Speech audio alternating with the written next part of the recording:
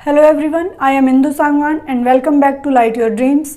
Friends, आज हम आपके लिए लेके आए हैं 2023 के लिए जो वैकेंसी आई हैं, डीएसएसबी की भी आने वाली हैं और हरियाणा की भी आई हुई हैं। फॉर्म फिल किए जा रहे हैं, 20 तारीख तक उनकी डेट बढ़ा दी गई है। नहीं फॉर्म फिल किए हैं तो उनको फिल कर दीजिएगा। आज हम आपके लिए ग्रोथ एंड डेवलपमेंट जो हमने चैप्टर कंप्लीट किया था उसी के बहुत इंपॉर्टेंट क्वेश्चन हैं वो लेके आए हैं। तो चलिए एक बार इनको करके देखते हैं क्या हम इनको कर पा रहे हैं या नहीं। तो फर्स्ट क्वेश्चन है हमारा फ्रेंड्स, विकास सभी के लिए समान गति से आगे नहीं बढ़ता।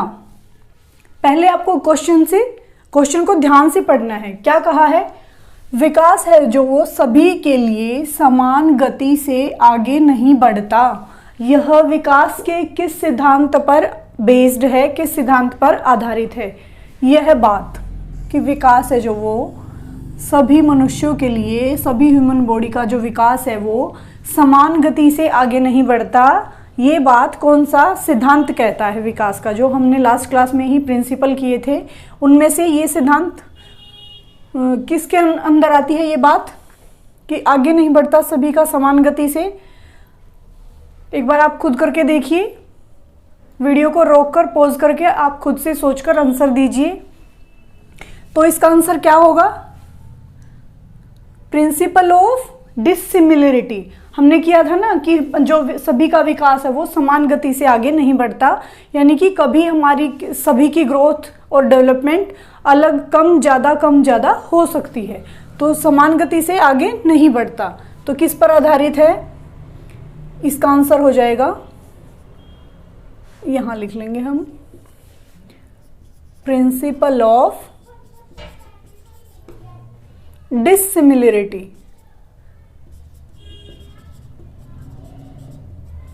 आप इसको असमान गति भी कह सकते हैं या भिन्नता असमान गति का। तो क्या हो जाएगा इसका? समान गति से आगे नहीं बढ़ता। ये सिद्धांत कौन सा है? डिसिमिलरिटी, असमान गति का सिद्धांत। अर्थात हम सभी के अंदर जो विकास की गति है वो जो अलग अलग होती है, किसी का विकास जल्दी होता है, किसी की वृद्धि जल्दी होती है, किसी का कम ज़्यादा ऐसे होता रहता है। नेक्स्ट क्वेश्चन है हमारा, केंद्र से परिधि तक जाने वाला विकास कौन सा है? केंद्र से परिधि तक जाने वाला विकास कौन सा है? तो कौन सा है किया था ना हमने, तो कौन सा विकास है? केंद्र से जो परिधि तक जाए या केंद्र से बाहर भी आप इसको कहते हैं, हमने किया था, और निकट से दूर भी, ये तीन बातें इसमें आई थी। तो वो कौन सा सिद्धांत है जो केंद्र से बाहर की तरफ जाएगा? प्रोक्सिमो, दो शब्द किए थे ना हमने, सिफेलो और प्रोक्सिमो, तो ये कौन सा है? प्रोक्सिमो डिस्टल। प्रोक्सिमो डिस्टल। इसके और नाम क्या थे वो भी आप यहां पर लिख सकते हैं। केंद्र से बाहर की या अंदर से बाहर की तरफ प्रोक्सिमो डिस्टल, और केंद्र से परिधि तक। केंद्र से परिधि तक ये कैसे जाता है? जैसे कि ये सर्कल है, ये केंद्र है, तो ये इसके ये चारों तरफ ऐसे परिधि तक जाता है। कौन सा विकास? प्रोक्सिमो डिस्टल, जो हमारे हृदय से आप कह लो, पहले हमारे हृदय में और फिर ये चारों तरफ ऐसे फैलता है, केंद्र से परिधि की तरफ जाता है, निकट से दूर की तरफ जाता है। नेक्स्ट क्वेश्चन है, मानव विकास का क्षेत्र है जो उसका सही क्रम क्या है? ह्यूमन डेवलपमेंट है जो उसके विकास का सही क्रम क्या है? सही क्रम में बताना है हमें कौन सा। चार ऑप्शन आपको मिलेंगे कि सही क्रम कौन सा है। पहले शारीरिक आता है या सामाजिक आता है, संवेगात्मक आता है, कौन सा आता है? तो वो सही क्रम के अनुसार ही हम इसका उत्तर यहां पर लिख लेंगे। क्या क्या आएगा उसमें? सबसे पहले आता है शारीरिक विकास। पहले पर क्या आएगा हमारा? शारीरिक विकास। उसके बाद हमारा आता है संज्ञानात्मक विकास। संज्ञानात्मक, शारीरिक आपको पता ही है, फिजिकल विकास। संज्ञानात्मक कॉग्निटिव डेवलपमेंट। उसके बाद आता है हमारा सामाजिक, सोशल, और नेक्स्ट आता है इमोशनल, भावात्मक या भावनात्मक। भावात्मक विकास। ये हमारे मानव विकास का जो सही क्रम है, ये पूछा जा चुका है पहले भी ये क्वेश्चन, तो इस क्रम को, इस लिखे हुए को इसी क्रम से आप याद रखें। शारीरिक, संज्ञानात्मक, सामाजिक, भावात्मक, फिजिकल, कॉग्निटिव, सोशल, इमोशनल, इसी क्रम से आपको याद रखना है। नेक्स्ट क्वेश्चन है हमारा, कौन सा बच्चे के विकास का सिद्धांत नहीं है।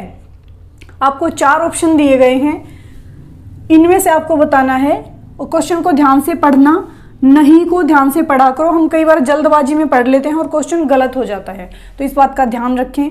कौन सा बच्चे के विकास का सिद्धांत नहीं है, जो ये 4 ऑप्शन दिए गए हैं इनमें से। फर्स्ट है हमारा निरंतरता, फिर है क्रमागतता, यहाँ से क्रम शब्द पकड़ना है आपको, एकीकरण और प्रतिवर्तीयता। निरंतरता है, हमने बिल्कुल पढ़ा था, कॉन्टिन्यूटी, लाइफ लॉन्ग प्रोसेस है, चलता रहता है। क्रमागत विकास की जो क्रम है, जो वो सभी मनुष्यों में क्या होता है, क्रम से होता है, और जो उसकी गति है वो सभी में कैसी होती है, जो हमने एक क्वेश्चन किया है, समान गति नहीं होती, सब में अलग अलग होती है। परंतु हमने 2 शब्द किए थे, यहाँ ध्यान रखें, 2 पॉइंट मैंने बताए थे, क्रम और दिशा, वो क्या होती है, सभी में सेम होती है, इक्वल होती है। और तो ये भी हो गया, निरंतरता का भी होता है, क्रम का भी होता है, दिशा हो तो वो भी लगा देंगे हम, दिशा का भी होता है। एकीकरण है जो, वो भी होता है। इंटीग्रेशन यानी कि पहले संपूर्ण बॉडी का विकास होता है, उसके बाद उसके अंगों के जो भाग हैं उनका विकास होता है, तो एकीकरण भी है। तो इन्होंने पूछा था कि नहीं है जो, वो बताना है, तो कौन सा, ये हमने कहीं नहीं पढ़ा इस चैप्टर में, ये शब्द अभी तक आया ही नहीं था। प्रतिवर्तीयता अर्थात रिवर्सिबिलिटी जिसको कहते हैं हम, तो ये इसका कोई सिद्धांत नहीं होता, तो बाकी सारे होते हैं, ये नहीं होता। तो आंसर ठीक कौन सा हो जाएगा, ये हो जाएगा, रिवर्सिबिलिटी। नेक्स्ट है, मानव विकास किसके संयुक्त योगदान का उत्पाद है। ह्यूमन डेवलपमेंट किसके संयुक्त योगदान, यानी कि संयुक्त मतलब उसमें कुछ मिला हुआ है, कोई एक चीज नहीं है, वो 2 एलिमेंट उसमें हैं, किन्हीं 2 या 2 से ज़्यादा चीज़ों का है जो उत्पाद है। तो वो हमें क्या बताना है, किसका प्रोडक्ट है, हमने बार बार किया था, तो किसका प्रोडक्ट है, हेरिडिटी इनटू एनवायरनमेंट, आनुवांशिकता का और वातावरण का। किसका है, आनुवांशिकता और वातावरण, ये हो जाएगा। नेक्स्ट क्वेश्चन है हमारा, आनुवांशिकता को एक कैसी सामाजिक संरचना माना जाता है। तो 3-4 ऑप्शन आपको मिलेंगे, उनमें से कुछ शब्द मिलेंगे, तो उन शब्द में से आपको चूज करके बताना है कि जो हेरिडिटी है वो कैसी सामाजिक संरचना है हमारी, कैसी है। तो यहाँ पर हमें 2 ऑप्शन मिले हैं, स्थिर और गतिशील। तो आप देखिए आंसर एक बार समझकर आंसर देकर देखिए, कैसी है हेरिडिटी है जो हमारी, वो कैसी संरचना मानी जाती है, आप बताओ, स्थिर होगी या गतिशील होगी। हेरिडिटी क्या होता है, जो हमें अपने पूर्वजों से, जो हमें अपने मम्मी पापा, दादा दादी, नाना नानी, सबसे जो हमें हेरिडिटी में जो मिला है वो चेंज हो सकता है, सोचकर देखिए, आप बताइए, चेंज हो सकती हैं वो चीज़ें, नहीं हो सकती ना। जैसे आपकी वृद्धि है, आपकी हाइट है, आप सोचो कि मेरी हाइट तो कम है, मैं तो थोड़ा और बड़ा होना चाहता हूँ, तो बड़ा हो जाता हूँ, ऐसे हो सकता है, नहीं ना। तो वो चीज़ें कैसी हैं, स्टैटिक हैं, स्थिर हैं। कैसी चीज़ें हैं वो, स्थिर हैं। हेरिडिटी से जो मिली हुई जितनी भी हमारी चीज़ें हैं वो कैसी होती हैं, स्थिर, उनमें गति नहीं हो सकती, परिवर्तन उनमें नहीं हो सकता, वो चीज़ें गतिशील नहीं हो सकती। तो क्या आंसर हो जाएगा, जो हेरिडिटी है वो कैसी संरचना है, स्थिर। यहीं पर एक क्वेश्चन और हो जाता है, अगर यहीं पर इसके लिए हमसे पूछें कि जो पर्यावरण है, वातावरण है, इन्वायरमेंट है, जो वो कैसी संरचना है, तो वो कैसी हो जाएगी, गतिशील।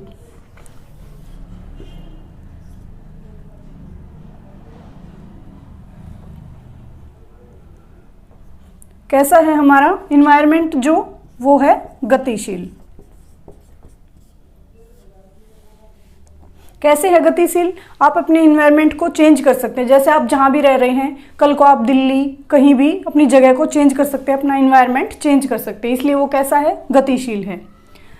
नेक्स्ट आता है क्वेश्चन हमारा, विकास शुरू होता है, ये बताना है आपको कि विकास है जो ह्यूमन बॉडी का डेवलपमेंट है जो वो कहाँ से शुरू होता है, ये बताना है। तीन चार ऑप्शन होंगे। शैशवावस्था से शुरू होता है, गर्भावस्था से, या बाल्यावस्था से, या वृद्धावस्था से। कब से शुरू होता है? गर्भावस्था से। क्या आंसर हो जाएगा? गर्भावस्था से। हमने पढ़ा था ना, क्योंकि हमारा जो विकास है वो बच्चे का विकास माँ के गर्भ में जब वो होता है तभी से उसका विकास है जो आरंभ हो जाता है। तो ये मोस्ट इंपॉर्टेंट क्वेश्चन है, बार बार पूछा जाता है, ध्यान रखें। कब से शुरू होता है विकास? गर्भावस्था से। नेक्स्ट क्वेश्चन है हमारा, विकास एक अनवरत प्रक्रिया है। अनवरत का मतलब होता है नेवर एंडिंग। कैसी प्रोसेस है? नेवर एंडिंग प्रोसेस, जिसका कभी अंत नहीं होता, जो कंटिन्यू चलती रहती है।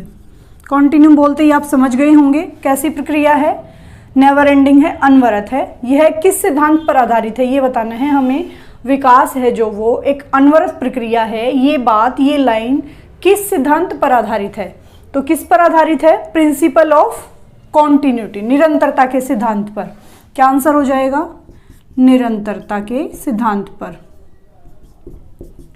निरंतरता के सिद्धांत पर, क्योंकि इन्होंने क्या कहा है? Never ending. तो वो कौन सा होता है? जो रुकता ही नहीं है, कंटिन्यू चलता रहता है, तो वो होता है निरंतरता का सिद्धांत, कॉन्टिन्यूटी का सिद्धांत।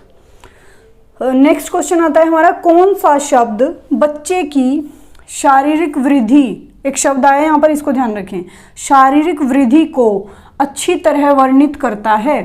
तीन चार ऑप्शन मिले हैं हमें, इन तीन चार में से आपको चूज करके बताना है कि इन तीन चार शब्द हैं जो मात्रात्मक, गुणात्मक और संकल्पनात्मक में से शारीरिक जो वृद्धि शब्द है, वृद्धि, विकास नहीं है, वृद्धि दिया है, इसको ध्यान देखें, शारीरिक वृद्धि को अच्छी तरह से वर्णित करता है या अच्छी तरह से शारीरिक वृद्धि के बारे में बताता है। तो कौन सा है? गुणात्मक, संकल्पनात्मक या मात्रात्मक? वृद्धि किसके अंदर आएगी? हमने क्या किया था? वृद्धि आएगी हमारी मात्रात्मक, यानी कि उसको हम माप सकते हैं। और विकास कैसा था? गुणात्मक और मात्रात्मक दोनों तरह का। तो इसका आंसर हो जाएगा मात्रात्मक होती है। और विकास के लिए यहाँ पर आप लिख सकते हैं, विकास जो वो कैसा होता है? मात्रात्मक भी और गुणात्मक भी, दोनों तरह का होता है। क्यों? क्योंकि जो वृद्धि है वो विकास का ही एक हिस्सा है, एक भाग है, एक पार्ट है उसका। तो इसीलिए ये कैसा होता है? दोनों तरह का। नेक्स्ट क्वेश्चन है, सिरोध पदोन्मुखी सिद्धांत होता है। एक शब्द आया है सिरोध पदोन्मुखी, इंग्लिश में होगा ये सिफेलोकोडल, ये मैंने लिखा नहीं, लिख लो, सिफेलोकोडल। अब आप समझ गए होंगे, हिंदी में इसका नाम थोड़ा सा वैसा है, तो इंग्लिश पोर्शन आप जरूर देखें जब भी क्वेश्चन करें। सिरोध पदोन्मुखी सिफेलोकोडल सिद्धांत है जो इन चार ऑप्शन में से कौन सा होता है?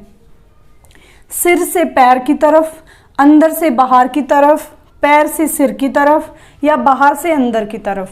तो हम कर ही चुके हैं एक क्वेश्चन, तो केंद्र से परिधि तक वाला, यानी कि अंदर से बाहर वाला, तो ये हो गया प्रोक्सिमोडिस्टल। तो सिफेलो कौन सा हो जाएगा? हमने किया था सिर से पैर वाला, यानी कि जो सिर से पैर की तरफ चलता है वो वाला कौन सा विकास होता है? सिरोध पदोन्मुखी, सिफेलोकोडल। और याद रखने के लिए आप ऐसे याद भी रख सकते हैं, सिफेलो, सिफेलो में पहले सी आता है और सिर में भी पहले सी आता है, सिर, और ये आ गया सी। तो इस प्रकार से आप पजल नहीं होंगे, इसको ध्यान रखें। सिफेलो सी, और यहाँ पर भी हिंदी में सिर यानी कि से, तो पजल नहीं होंगे, ये याद रहेगा तो ये अपने आप याद आ जाएगा। प्रोक्सिमो में कौन सा होता है? केंद्र से परिधि, या आप उसको अंदर से बाहर या निकट से दूर बोल सकते हैं। तो फ्रेंड्स, ये थे कुछ मोस्ट इंपॉर्टेंट आने वाले एग्जाम में क्वेश्चंस। तो आज की वीडियो में इतना ही, मिलते हैं हम एक नए टॉपिक के साथ। तब तक पढ़ते रहिए, खुश रहिए और कुछ न कुछ नया सीखते रहिए। धन्यवाद।